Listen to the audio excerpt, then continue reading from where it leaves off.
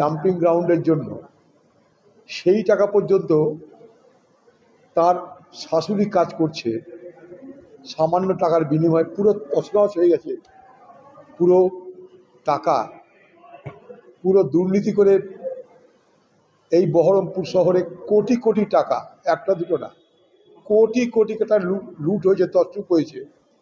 এবং সেই টাকা সাইফনিং হচ্ছে দুবাই, সেই টাকা চলে যাচ্ছে দুবাই।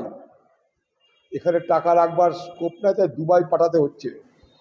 কিন্তু অদ্ভুতভাবে বহরমপুর পৌরসভা নিয়ে, কাঁদি পৌরসভা নিয়ে বিজেপি চুপ।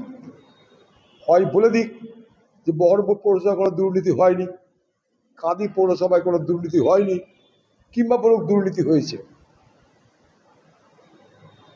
শুধু আজিমগঞ্জ জিয়াগঞ্জ আলাদা করে দেখলে চলবে না, প্রতিটা পৌরসভায় এই জিনিস হয়েছে।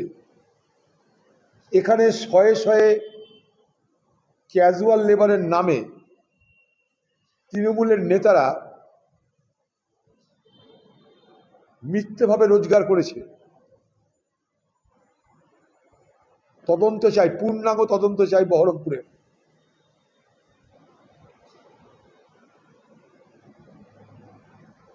আর ডিম মারার গল্প করে লাভ নাই।